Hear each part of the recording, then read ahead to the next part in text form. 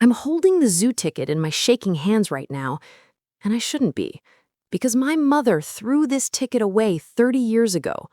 I watched her do it, but here it is, yellowed and fragile, tucked inside the lining of her hospital gown, the one she wore 3 days before she died. And on the back, in her trembling handwriting, are 4 words that are destroying me. Forgive me, my love.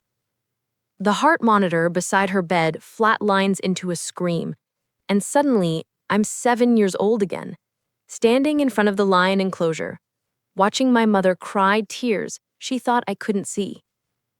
That day at the zoo was supposed to be the happiest memory of my childhood. Now I'm terrified it might be the worst. The rain hammers against the hospital window. It's 2 a.m.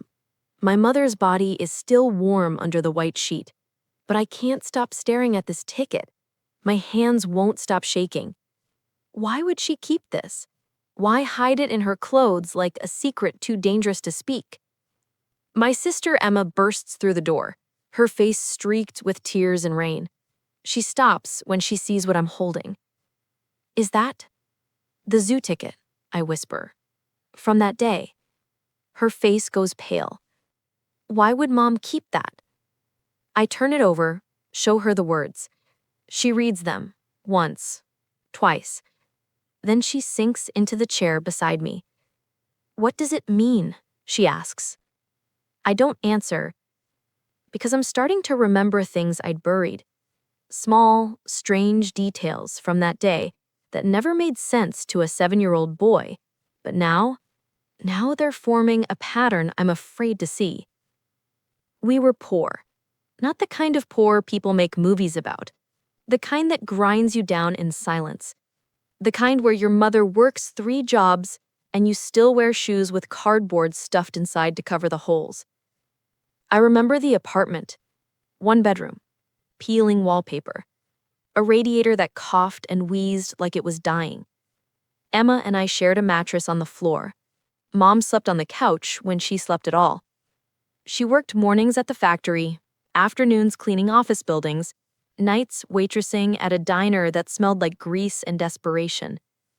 I remember her hands, red, cracked, always moving. She never complained, not once. But I remember the sounds she made at night when she thought we were asleep. Quiet crying, broken prayers, the shuffle of bills she couldn't pay. So when she told us we were going to the zoo, it felt like a miracle. Tomorrow, she said, her voice bright but her eyes hollow. Just the 3 of us. Emma squealed. I jumped on the couch. Mom smiled, but something about that smile made my stomach hurt. Even then, I knew something was wrong. But I was 7. I wanted to see lions, so I pretended not to notice the way her hands trembled, or how she stared at the wall for hours that night, and the phone call she took in the bathroom with the door locked. I heard her crying through the door, but the next morning, she was smiling again, and we went to the zoo. The memory comes back in fragments, sharp and bright and wrong. Mom bought us everything that day. Ice cream, popcorn, souvenirs, a stuffed elephant for Emma, a plastic tiger for me. She even paid for the photo with the peacocks, even though it cost $15. And I knew we didn't have $15. Mom, I said, tugging her sleeve, we don't have to. Today we do. And her voice cracked on the word today. I didn't understand then, but I do now. She knew it was the last time. Emma's voice pulls me back to the hospital room. Do you remember the man? She asks quietly. I freeze. What man? At the zoo, the man who kept watching Mom. The memory slams into me. Yes, there was a man, tall, dark suit, wrong for the zoo. He stood by the elephant exhibit, pretending to read a map, but his eyes never left our mother. And Mom, God, Mom looked terrified. She talked to him, Emma continues, her voice shaking. "While we were at the gift shop, I saw them. Near the exit. He gave her something." "What?" "An envelope. White. Thick." My blood goes cold. "You never told me this." "I was 5. I forgot. Until now." The rain grows louder. Thunder shakes the windows. I look down at the ticket again, turn it over, and that's when I see something I missed before.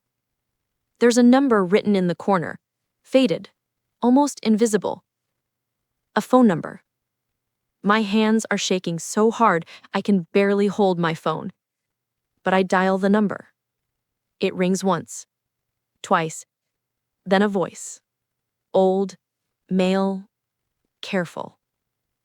"I wondered when you'd call." My throat closes. "Who are you?" "You found the ticket." "Who are you? How do you know?" "Your mother was a remarkable woman. Brave. Foolish, but brave. Tell me what happened that day." Silence. Long and heavy. "She made a choice. A terrible, necessary choice. And she never wanted you to know." "Tell me."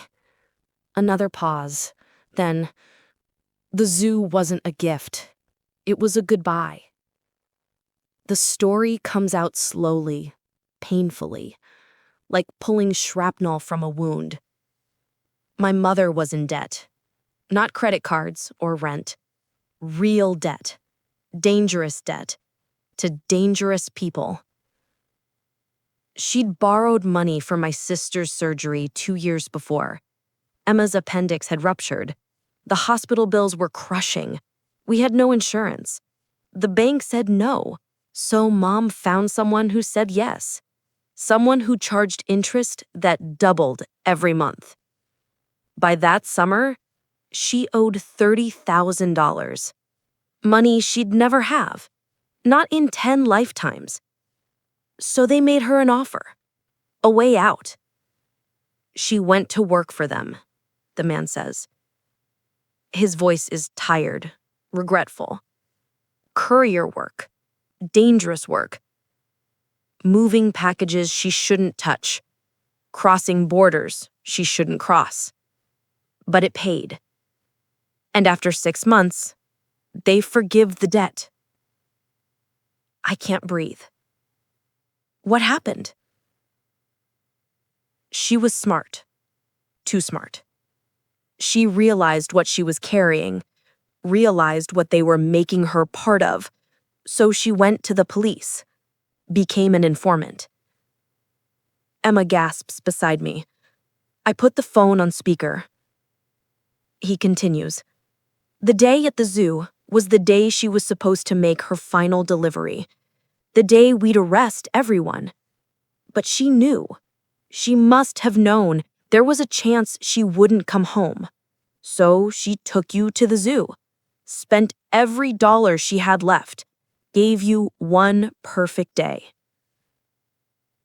My vision blurs. The man at the zoo, that was you. Yes, I was her FBI handler. The envelope was her payment and her insurance policy, documents, evidence, in case something happened to her. But nothing happened. She came home. The arrest went smoothly. She was safe. But she never told you. She didn't want you to know what she'd done, what she'd risked. She just wanted you to remember the zoo. The phone goes dead. Emma and I sit in the darkness, listening to the rain, trying to breathe. I think about that day. The ice cream melting down my hand, the roar of the lions, Mom's smile that didn't reach her eyes, the way she held us tight at the end, like she was memorizing the feeling. Today we do, she'd said. Because she thought there might not be a tomorrow. I unfold the documents from the envelope. pages and pages of evidence, bank records, photos, names, all in my mother's careful handwriting. And at the bottom, a letter. My darling children, if you're reading this, something has gone wrong.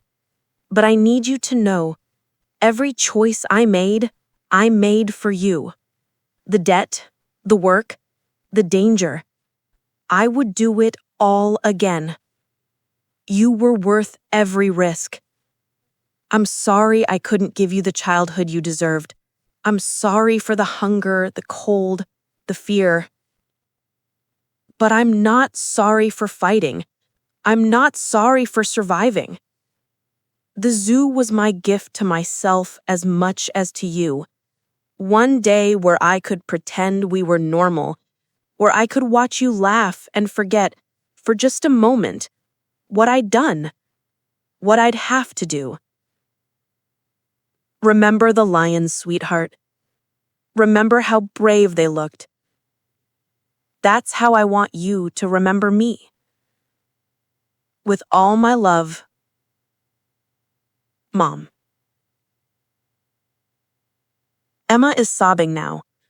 I hold her, but I can barely see through my own tears. The nurse knocks softly, asking if we're ready. Ready to say goodbye? Ready to make arrangements? I look at my mother's face one last time. Peaceful now. Free. And I finally understand. The zoo wasn't about the animals or the ice cream or the souvenirs collecting dust in our closets. It was about a mother who looked at the possibility of death and chose to fill her children's hearts with joy instead of fear. It was about a woman who worked 3 jobs, risked everything, faced down criminals and her own terror, and somehow still found the strength to buy us one perfect day. We were poor. God, we were so poor. But we were loved in ways I'm only beginning to understand. I fold the letter carefully, tuck it back in the envelope with the ticket. Evidence of a sacrifice I was too young to see. Outside, the rain is stopping. The sky is beginning to lighten. Emma squeezes my hand. She was brave. Like the lions, I whisper.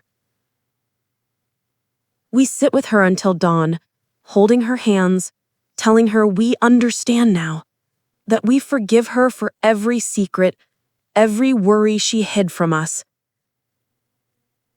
that we love her, that we always will. Some memories don't fade. They wait, patient and quiet, until we're old enough to finally understand the love behind them. That day at the zoo wasn't the end of something. It was my mother's promise that no matter what happened, no matter what darkness she had to walk through, she would fight to give us light. And she did. God, she did. The lions roar in my memory, and I hear my mother's voice beneath them. Today we do. Today and every day after, because of her. Because she loved us enough to be brave. Because poverty couldn't break her. Danger couldn't stop her. Fear couldn't silence her. She was our lion. And we were hers.